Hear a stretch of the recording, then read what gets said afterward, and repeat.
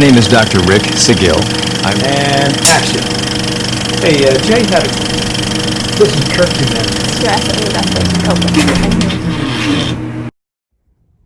And action. Hey everyone, it's Dr. Rick. And Dave had a question about bad teeth. And I always think of Mike Myers in Austin Powers and his teeth, typical English teeth because of the black, dark tea leaves. And maybe bad dentition. That's old school, and it's only movies. But if this is the first time you're finding me, don't forget to subscribe and brush, floss, and clean. Cleaning meaning go to your dental hygienist, get your teeth checked all the time because of what I'm going to explain to you. So I Google searched. Oh, first off, I'm not a dentist. I'm not an oral surgeon. I do have a very good dentist. I'll put a link down below, and a great oral surgeon. I'll put a link down below. I trust these folks, and I think that the teeth are just as important as the rest of the stuff that I take care of as far as living to 103. So I Google searched tooth abscess, and man, there's a lot of stuff that looks nasty. So I think the problem with teeth is that people take it for granted. In fact, medical insurance has a separate, just like behavioral health is bastardized by medical insurance because it's so hard to find a good counselor. I have one. But dental is even worse, and they only give like that much money reimbursement to the dentist, and their dental is the portal of entry of disease. And yet it's so tough to get, I think nowadays especially, because they're the front line too. They're the front line as far as all that stuff that's drilled away and all that spray that comes out. They are at risk. And I feel very sorry because there's like for the doctors, there's a protocol of how to go back into society. But for dentists, it's like they're on their own. There's no protocol. CDC kind of tells them suggestions. It's terrible. And these guys are trying to help our patients. So please see your dentist on a regular basis. Most of my colleagues, myself included, we can kind of get a feel for looking in the mouth. ENT guys also, but it's so important when you see, when you look, when you try to find, when you fact find and look for damage. I can tell you about the outside and blood tests and behavior, but a dentist has to be there on the team as well. So this is a picture of a tooth. So a tooth is an extension of bone. And if you have a broken bone, you certainly wouldn't ignore it because it's painful. You should not ignore painful mouth dentition, teeth, sores. I think this expression here is, again, taken advantage of, but the bottom line is that this is an expression of bone. It's meant to stay with you until you're in your hundreds, truthfully, if you are healthy. So some would argue, is it genetics that causes bad dentition, like Dave?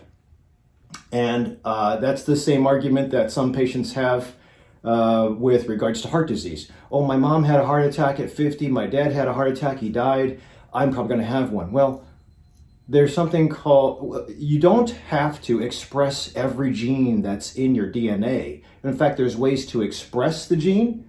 I should say thumbs down. There's ways to express a heart attack gene, for example. You smoke, you eat bad food, you don't exercise, you lead a sedentary life, and you are totally stressed out. You can guarantee that gene is going to express itself. There's also things you can do to repress the gene, push it down. Healthy lifestyle, knowledge about healthy eating, exercise, love, expressing happiness, nature therapy. Same thing goes with teeth. Just because everybody in the family had bad dentition or lost all their teeth, it doesn't mean that you have to have it too, Dave. So the idea is that this is an expression of bone. This is probably the only bone that you can actually see visibly with the naked eye. And there is an outer coating called an enamel that's supposed to be bulletproof like wax on a car. And then there's the pulp. The pulp includes blood vessels and nerve endings. So when you have a cavity that drills in, or not drills, eats away bacteria, inflammation, infection, and decay. When you have a cavity that drills through the enamel and gets to the pulp, very painful. Ask anybody that's had an abscess. And some of these pictures, you can see little bulbous lesions popping out because the bone's too strong for the infection to go downward. So the the infection you can theoretically get an infection to go down, upwards through the enamel, but the easier way is this way, especially if you have an apical abscess down here, and that's a picture of one. That's nasty. So it's probably very painful too. So when you get infection here, that is it. Because as the bacteria and the inflammation penetrate this barrier, that's the portal of entry. Once it penetrates a barrier, then you're exposed to very delicate things. In fact, this red and this blue are blood vessels because the lining of the pulp is a living thing. Unless you have a root canal, at that point they drill it out and put cement down there. But because of the blood flow, once you get an infection that makes its way here, and then you have an abscess here or an abscess here, that is going to seed your blood vessels with bacteria constantly. And it's going to seed the blood vessels and the bloodstream with white blood cells, asking for help, calling out that there's an infection. So usually you would feel an abscess, and a temporary antibiotic will squash down the infection, but it won't eliminate it. You have to do something with closing off the portal of entry. So that's usually what the dentists do with filling cavities. That's why it's really important, because sometimes the abscess is obvious. You can be in pain. You're going to have pain with chewing. You're going to have a big swelling through the jaw, fever, chills, can't eat because it hurts so much. That's kind of obvious. But the steps before the abscess forms are not so obvious. Sometimes you don't notice it. A little sensitivity, hot and cold hypersensitivity, maybe. A little pain here and there with spicy food. I just threw that one out. I'm not sure if that happens. But sometimes you go to a dentist's office, and they'll say, you have 3 cavities. Like, I don't feel anything. Well, they found them. And then they're not just doing that to make money, but they found them and they'll fill them because, again, you close off the portal of entry. No more bad guys get into the house. So this portal of entry is really important. That's why I put these pointers. This portal of entry is really important to protect. I mean, we have tough skin. We have eyelids to cover the eyeballs. We have hair to cover certain parts. You know, it's hard to get into this temple. But you have to have a portal of entry, or else you can't get fuel. Now, if you fill yourself with crappy food, you're just asking for trouble. If you allow bacteria or COVID to get in, you're asking for trouble. Hopefully, the mouth will have enough good guys to fight the bad guys and selectively get proper fuel in. But if you're just forcing bad stuff in, tobacco smoke, bad food, not brushing your teeth, bad bacteria, rotten food, you're going to get past the portal of entry and allow stuff to enter into the bloodstream. So the idea is that if this is sealed properly, no entry. But if you have a hole in there, a cavity you don't know about, you will seed the blood vessels, the whole vascular system, with chronic expression of bacteria. You have the little wall, you'll have a little walled off area, a mini city where bad guys are blossoming. And then you'll have white blood cells coming to the rescue to try to fight, and there'll be a war. But it'll be a long-term war, and sometimes you'll lose in the fact that the bacteria will win over the white blood cells, and you'll have the abscess expression. But chronic inflammation, say with high cholesterol or high blood pressure, you eventually will feel it, and if you don't do anything about it and you ignore it, you'll have the manifestation of a heart attack, stroke. Same thing with this. The teeth are a check engine light.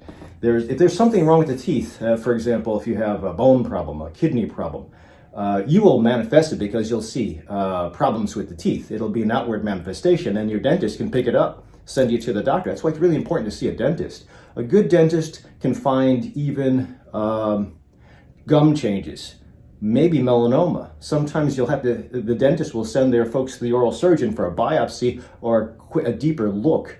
And that is when the diagnosis is made, and then everybody's sent back to other people.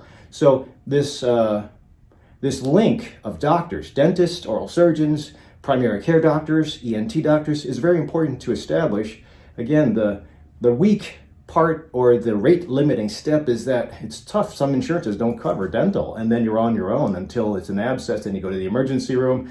They give you a temporary antibiotic, say see your dentist. The infection goes away, decreases, and you're not in any pain. So I'm not going to invest in seeing a dentist or an oral surgeon. And then you allow this it's a cycle of events.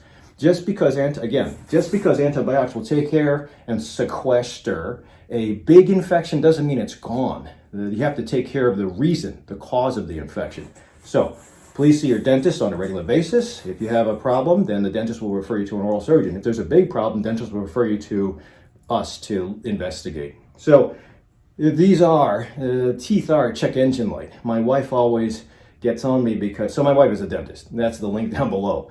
I drink a lot of tea, green tea, and I don't like black that much, but tea does stain, coffee stains. So she always tells me I gotta brush my teeth after drinking tea, but if I drink tea all day, well, anyway, enough of my problem. However, I go for regular cleanings when I get pushed into it. Recently, even in the form of grinding teeth, and I do grind my teeth at night, if you don't do anything, you'll wear down this enamel and you're going to have a problem with either TMJ syndrome or you're going to have the portal of entry at risk. So even something as easy as that, grinding your teeth, it might be, oh, he always grinds his teeth.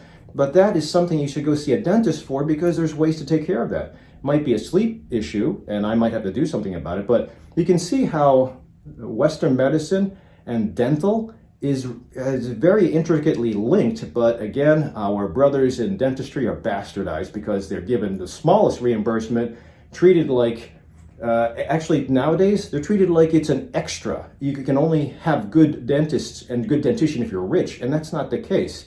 Because again, it's the portal of entry. If it's the portal of entry, you gotta take care of it. If you don't take care of it, all this crap comes your way.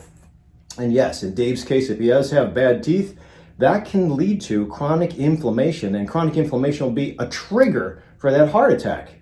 It does, there's definitely inflammation in the tooth and between the teeth, and that's why it's really important to floss. Using floss will actually decrease your heart attack risk if done on a regular basis. If you just wait for the dentist to floss you, come on. If you just wait for the dentist to apply fluoride, come on. You have to do it on your own, just like me. If you come to see me because you now have a heart attack, if you're not involved, I'm going to send you to every specialist in the world. Good luck. But if you want to get involved, I can change your lifestyle. This is also important to change too, as far as dental hygiene. So the last problem is that there is a focus of chronic inflammation, as I was getting to, that can work as a trigger. So if the dental area, if the dental universe is ignored and you just deal with the problems with antibiotics every once in a while, I will be seeing you sooner or later for other things down the line. You know, in the Philippines, if poor people from the province can't afford to have root canals and cavities, then they just pull their teeth and they get temporaries put in. Nowadays, I think if you do have money, you can have permanents put in. I'm not going to talk about that because I don't know much about that, but my dentist and my oral surgeons can give you a lot of advice. Whether you put posts in there and you have permanent teeth instead of your own teeth, fine if it's that bad, but take care of it before it gets that bad. And it is expensive, and I'm not sure if it's paid for by insurance, but if you let it go to the last minute, you're going to pay for it one way or another. I mean, you got to eat. I know some people with false teeth that have learned to use gums to eat solid food, and God bless them. I don't know how they do that, but I had a patient, she's gone now, but she used to come in and she lost a lot of weight and the partials or the dentures didn't fit. So every time I talked to her, they would slip out. And it was almost like a movie, God bless her, but I tried to, she used a lot of glue to fit it in, but when you lose weight, the things don't fit anymore. That's why it's really important it's a lot of a pain in the butt. To take care of it when you're young. Take care of it as it begins. Be knowledgeable about dental and how it is important as almost the first stage. So I put here the first thing. This is the first form of digestion. If you don't eat properly, if you have good bacteria, if you had bad bacteria in your mouth, if you don't chew your food properly, if you eat the wrong kind of food, if you have a lot of soda, if you smoke, then the first stage of digestion is screwed up. And how can you expect the stomach, small intestine, and the colon to work right when you kind of blew past the first stage of digestion? So bottom line is that the teeth are a window, not only a window for doctors, dentists, oral surgeons to see what's going on the inside, maybe throw up a check engine light or red flag but they also are important for communication. They're important for attracting your spouse. They're important for also digesting, breaking down the fuel properly so it's utilized properly. There's information that shows the bacteria in the mouth are related to the bacteria in the gut. And everybody knows the importance of bacteria in the gut and a good microbiome. Well, it starts up here. So sugar, tobacco, all that bad stuff, I've said it enough. So hopefully you understand the importance of this, Dave. Don't think that if you have genetics, that everybody else in the family and your community has it, that it's appropriate. Again, do your job, do your part to reverse disease, and this is disease. Disease manifested very easily. I don't have to get an x-ray, an MRI, blood test. I can tell you, or not me, but the dentist and the oral surgeon can tell you, you got a problem. Why do we need $1 million workup? Now, if you come in to me because a dentist sent you, I will do everything I can to work with my dental team to figure out how to reverse disease. But it has to start with seeing your dentist. So hopefully this gives you a little bit of an idea. Don't feel that if we're extreme that we're in trouble. If you have for those of you who are watching who have no dental insurance, listen, there are teaching hospitals, UIC and Midwestern University. UIC dentistry, excellent program. They used to have one at Northwestern too, but they closed down. I knew some of my colleagues from Northwestern when I was doing research at Northwestern in the 90s, but they closed down. So UIC and Midwestern University are great dental schools. And the students, the residents that are learning stuff, they do take patients. So if you get on the list and you have bad dentition, you'll work with a dental resident or a doctor in training. They work specifically with weathered, very mature dentists that know their stuff, and they can give you treatment at a discount. You just have to get down there and get on the list of patients that they can see, and it's worth it. So just in case, there's always a way to do this. So there's also screening clinics with Board of Health, but they're infrequent. And nowadays with COVID, I'm not sure what you'll be able to see or get. So there's always a way, but bottom line is that this is the first stage. Hopefully this gives you a couple of ideas about how to take care. And if you have any questions, put them down below. Otherwise, share this with other people who you might think have bad dentition. I'll see you in the next video.